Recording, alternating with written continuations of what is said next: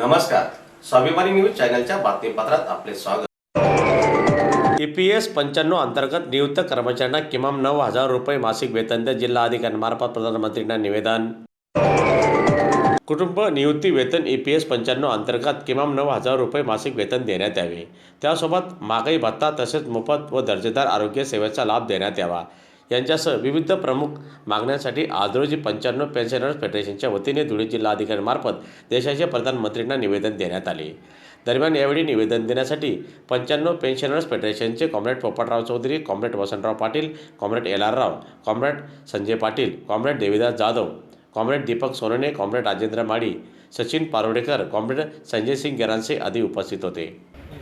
आज आम्ही माननीय देशाचे पंतप्रधान मोदी साहेब यांना अल्प पेन्शनधारक म्हणजे कुटुंब निवृत्ती वेतन योजना EPS 95 च्या संदर्भामध्ये वाढ व्हावी या संदर्भामध्ये निवेदन देतो।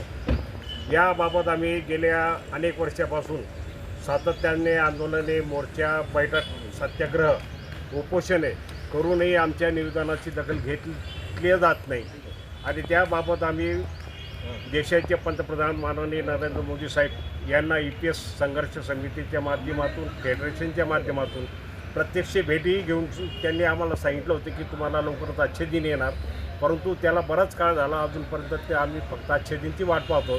तरी EPS 95 मध्ये जी अल्प पेन्शनधारक आहेत यांना आज बितेला 1,000 ते 2,500पर्यंत पेन्शन मिळते।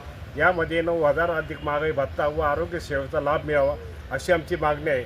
तरी आमच्या मागणीचा विचार करून या सेवानिवृत्त कर्मचाऱ्यांची जी हालअपेष्टा आहेत या हालअपेष्टा थांबवाव्या आणि जेणेकरून सेवानिवृत्तांना मृत्यूसमयी चांगलं जीवन जगण्याचा तरी एक सुखकर मार्ग मिळावा अशी आमची मागणी आहे।